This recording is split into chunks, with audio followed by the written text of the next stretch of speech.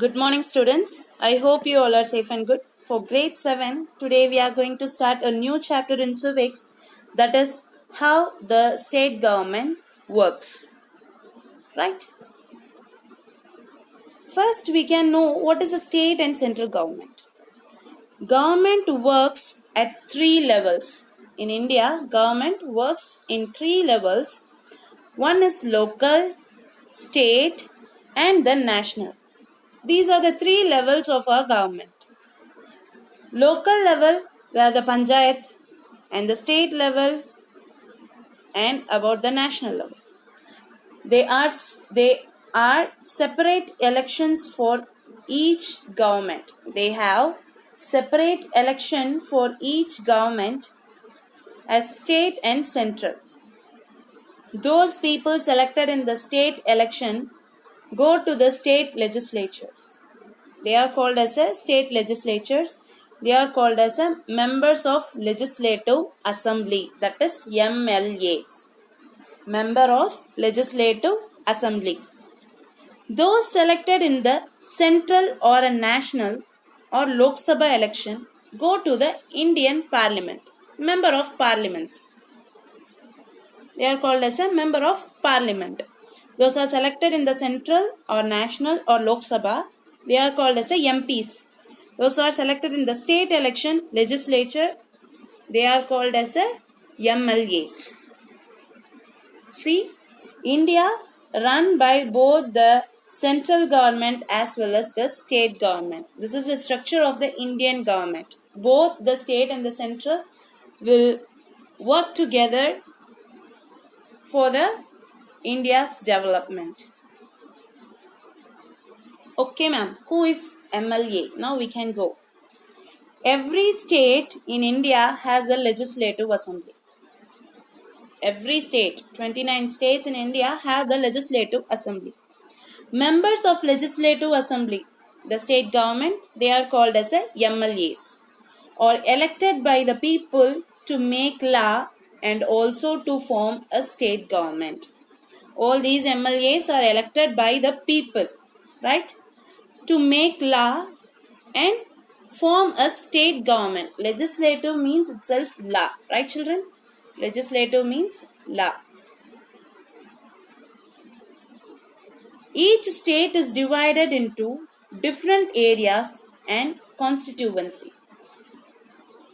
In the state, from the state they have divided into different areas and constituents. One person is selected for each constituents to be an MLA. For each and every area, only one person is selected. They become the member of the legislative assembly. If one person is selected for one area, he will become the member of the legislative assembly. For example, they are saying the Himachal Pradesh is divided into 68 assembly constituency. In Himachal Pradesh itself, totally 68 constituents. From each constituents, people belonging to many political parties and elections. They contest the elections. The people, they belong to many political parties. Totally 68 assemblies and constituencies are there. People belonging to many political parties. The people elect one representative. Among that, the people, they elect one representative who then become the member of the legislative assembly. People, they have the power of selecting the member who will become the member of the legislative assembly, who gets a maximum amount of vote. All elected MLAs therefore belong to different political parties. Those who are elected as a legislative member, legislature, they can belongs to different political parties. A political party that has majority, which political party has a majority, is called as a ruling party. And all the members of the political parties are called opposition. If one party, the people those are belong to one party, the majority they got they have won, they have elected means they will called as a ruling party. And the other politicians and other parties are called as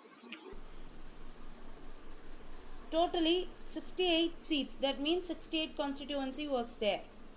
Indian National Congress, that short form is INC, have won 43 seats. Totally 68 means they have to won 34. More than half, that is 34 they have to won. If one party is have won more than 34, they will be considered as a ruling party, right? And Bharatiya Janata Party, BJP, have won 16 seats, and other political parties have won 3 seats. Independent, those who doesn't belong to any party, they have won 6 seats. These all members are belong to the assembly, where Indian Congress, the Indian National Congress, INC, have won 43 seats. So they are considered as a ruling party. All the others, they are called as a opposition. Who are ministers? MLAs belonging to the ruling party will elect the leader. In one party, if they have won, for INC, Indian National Congress, they have won more than 43. Among that, they will elect the leader, who will become the chief minister. The chief minister then select other people as ministers. In this, it is the governor of the state who appoint the chief minister and other minister. The chief minister and the other minister have the responsibility of running various government departments and ministries. Right, children? Those who are appointed, those who are selected as the chief minister and ministers, they are responsible for running various government departments. What is legislative assembly? A legislative assembly is a place where all the elected MLAs will be there, from the ruling party as well as from the opposition, meet to pass laws and to discuss various things. They have the right to discuss, and they can meet each other, they can pass the law, they can create new law. Hence, some MLAs have dual responsibilities. In that, some MLAs have dual responsibilities. One of the MLA and other as a minister. That means one, he will act as a chief minister as well as a minister. This is the dual responsibility of one minister. So you see here, children, this is the picture of legislative assembly, where all the elected members will sit in the legislative assembly and they will discuss and they will make the laws. So in today's session we have learned about the ministry legislative assembly. In next session we will go on with the remaining session, children. Parts. Thank you and have a great day.